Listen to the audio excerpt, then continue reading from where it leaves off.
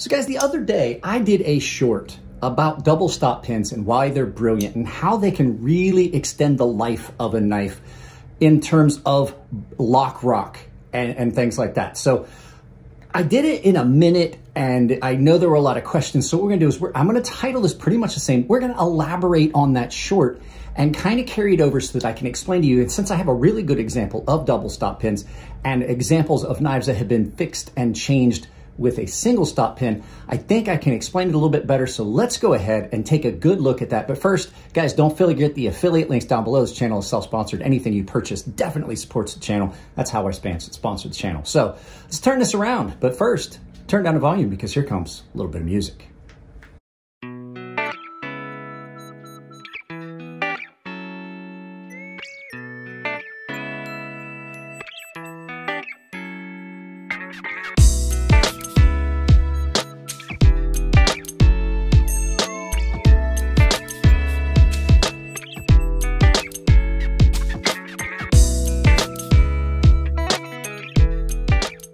All right, guys, we are going to, let's move that so we don't have a shadow. We're going to look at this because I did a short the other day talking about why double stop pins were brilliant. And I got a lot of messages and comments saying that they didn't quite understand where I was going with it and things like that. So a double stop pin is brilliant because it extends the longevity of your knife when you start to get lock rock. And what lock rock is when this knife gets out of position, right? And your blade now moves this way and that because you have gotten to where this knife is coming far enough back that your lock bar does not properly engage. And that can happen through just the fact that this flipping a knife open is a violent act. Just listen to it.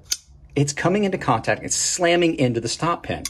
Now, a single stop pin like this, you can absolutely put an oversized stop pin in it. Elliot and I did. Elliot walked me through the steps of what I needed to do. You can see I took material out there. Now, I'm going to take this knife apart and both of these knives apart, and I'm going to show you what I'm talking about. So I need to go get my other maintenance towel and put it down, and we're going to take them apart. And I'm going to walk you through what lock rock is, how it happens, and ways that you can try to prevent it and overcome it, but reasons why a double stop pin is going to definitely lengthen the longevity of the knife because there's something that happens in this knife. I'll show you right now. Can you see how high that blade is? Well, that blade is really high because the blade position has to change. When you put an oversized stop pin in, it changes both positions, open and closed. And we'll talk about it a little bit further, but when you have to add more material in here, it's gonna change the position of where that blade sits in the closed position because that pin is now larger dimensionally. So let's go ahead and get these two knives taken apart.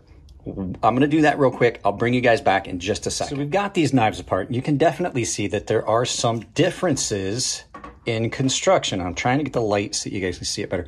There's some definite differences in construction, and that's because this knife has an enclosed stop pin system where it's enclosed inside this track, and this is an exposed, and you can see the stop pin from the top of the knife without taking it apart. But basically they do the same thing.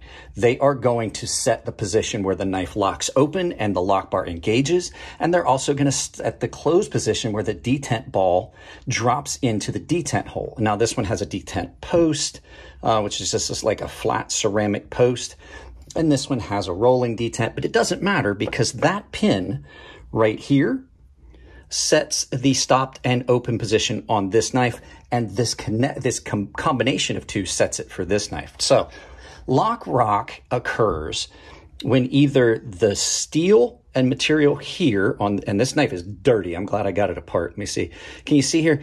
There's a spot here where this knife engages in the open position and it hits that, and then the lock falls in and hits. What can happen is this lock will only travel so far, and if it's not engaging when it hits this spot, you wind up with too much material that has either deformed here or here on your stop pin.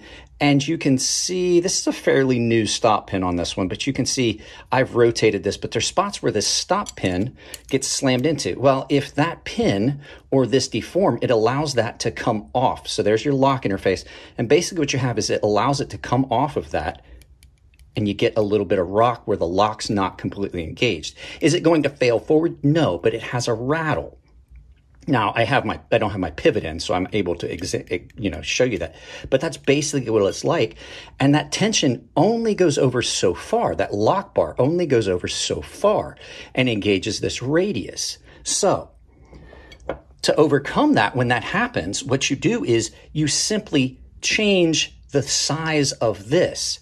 Well, the problem with doing it in a single stop pin configuration like this is if you change the diameter of this so that in the lock position it's in, if you change that radius, now you also have to then address the fact that when that pin is doing its job in this position, you also then have to have the lock drop into the detent. And if you don't address that, what you're going to have is your blade won't lock shut because it can't fall into the detent hole. That detent hole is in a specific position. And if you don't account for the additional material on both sides, since this one has already lost its dimension on this side, which is what had happened, this had deformed off of that stop pin to a point where it had a little bit of rattle, you have to remove a little bit of material here.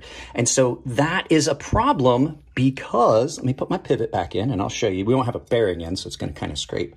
But when this comes around and hits that lock position, what has now happened is when it drops into the stop position,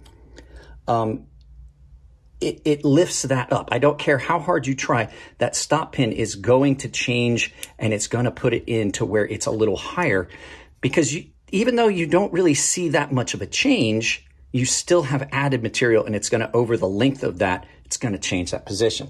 So that's a single stop pin.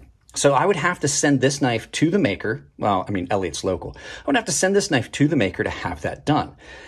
Now, here comes the brilliant part about the double stop pins. It has two separate pins that allow it. Let me put a bearing back in here because I don't want to scratch the blade up too much. So if, say, you have deformed this pin to a point where now your lock interface has got a little bit of a rattle to it, and you can hear it. I don't have a knife here that has it. You can hear it. So all you have to do is now, only thing I want to do is I want to kick that forward a little bit to get it to re-engage with the lock bar. I just put in a pin that is a little bit larger. Now I've done this on several Grimsmos and it's brilliant because that's the only position that changes, because when this blade comes back around to its closed position, that dimension hasn't changed. So therefore, there has to be nothing done internal here. You don't have to do anything. All I've changed is the position here. And since that dimension was already there, I don't have to worry about taking material out or sending it to the maker or readdressing and changing a little bit of the like lock bar position or any of those things. So that position will never change. You don't ever have to worry about that pin. The only pin you have to worry about is the one that's taking the force when it slams open, the open position. So now what you've done is you've removed the necessity of me to send this to the maker. The only thing John's going to ask is or any of the people that have this double pin system, they're going to ask you, what's the diameter of that pin? They're going to send you one that's slightly larger, and it's going to readdress and fix your issue. And typically what they'll do is they'll send you 3 in varying sizes depending on how bad the lock rock is. So that's part of what, that is the brilliance in that. It removes the requirement for you to send this back to the maker. And if you're sending flipper knives to Canada, you know already that that's going to be hard if you're sending them from the United States. You have to take them apart completely, send them separate, however you got to do it to get it by customs so that they don't confiscate it, because sending a flipper to Canada is illegal. Now, what can you do on a single stop pin knife to not have to necessarily do the entire send it off? Let me turn this just a little bit, adjust that so it's more square. Like, you don't necessarily have to immediately when you get lock rock send this to the maker to get it fixed. You can loosen these 2 screws that hold this in place, and you can simply rotate just slightly your stop pin and see if that takes care of it. Because a lot of times what will happen is you get some deflection. The stop pin is usually what's going to deform. And so what you can do is you can just simply rotate this occasionally. I typically will rotate my stop pin on my Ferrum Forge knives every time I take it apart. So when I take this knife apart, since it's apart, I'm gonna clean it up, and I'm going to turn that just ever so slightly so that it is on a fresh surface, so you're not getting marked wear.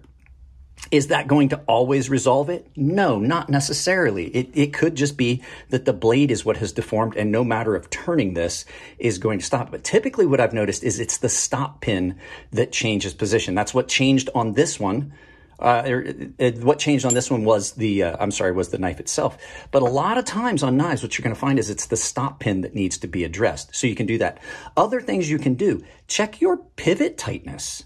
If your pivot is a little bit loose, what it can do is, if your pivot is loose, it can allow your blade to get out of position enough that the marriage point, either this way or this way, that your marriage point is out of square, and it's not, and you have lock rock, because here, let me readjust that.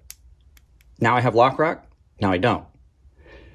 So what can do it is just simply a loose pivot. Another thing that can do it is if you have a lock bar insert, if that lock bar has worked its way loose and now is out of position, the point where that interface with the lock is not going to be correct. And sometimes just tightening your lock bar insert can take care of that. So there's other ways to address it. So I would go through those steps before you up and just say, hey, I've got to change my stop pin, because there can be a lot of other things at play. But that is a brilliant, brilliant move to put two stop pins in, one that specifically controls the closed position and one that specifically controls the open position. And that removes a lot of headache and pain out of that. And like I said, try rotating your stop pin, try tightening your pivot, try making sure that all of your screws are tight, body screws. If your knife is not completely properly assembled, you will have some issues. Typically, that's one of the big things is improper reassembly and just little things that you can do on your own before you up and send it back to the maker, because like I said, that can be time consuming. That can be, a crapshoot, like trying to get a knife to a maker. And then you have to worry about like, how long is it going to take before that maker gets a chance to do warranty work on his knife? So there you go. I just wanted to explain it a little bit more clearly than I did in the short. Guys, I got to get ready. We're doing a bunch of stuff today, so I'm trying to get a lot of stuff filmed. I've got to get out and do the rest of this stuff. Let's turn this around, do some final thoughts, and get you out about your day. Guys, that's it on this one. I hope that explains it a little better. I explained lock rock and a bunch of other things.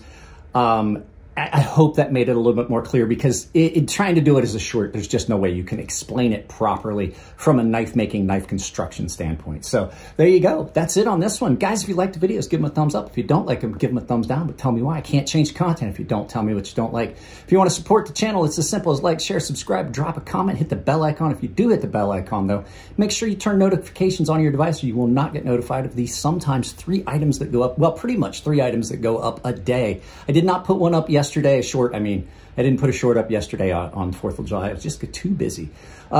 Other ways you can support the channel, though, if you want to do it financially, like I mentioned at the beginning, affiliate links, anything you purchase through any of the affiliate links directly supports the channel. If you are going to do some shopping on Amazon, I would ask that you use my affiliate links down there, because it doesn't matter what you purchase, just add it on to once you click through. You don't even have to purchase the item you clicked on, but I have a lot of affiliate links with a lot of cool stuff down there. Other ways you can do it, I have a merchandise store on Ember Shirt Co. This is not one of my shirts, by the way. This was a gift from one of my paying members, which is a way we're going to talk about next. But I have a merchandise store on Ember Shirt Co. Anything you purchase on Ember Shirt Co., whether it's my shirts or another creator's, I can save you 10% at checkout with the coupon code CrazySharp, capital C, capital S, all one word, CrazySharp. Saves you 10%. If you send me pictures of you wearing my merchandise, I will put them in a video. And the final way is I have a membership link down below that is tier-based. Pick the tier that gets you what you want out of the membership. Everyone saves $5 off my sharpening service. Everyone gets access to my gilded server, but if you're a premium tier member, I have a sharpening tutorial series that I've posted up that only they have access to. Guys, that's it. I love you all. Hopefully yesterday you had a good 4th of July. I know I did. Went to fireworks with my daughter and my wife. If it's your birthday, happy birthday. I love you all, and I will see you in the next video.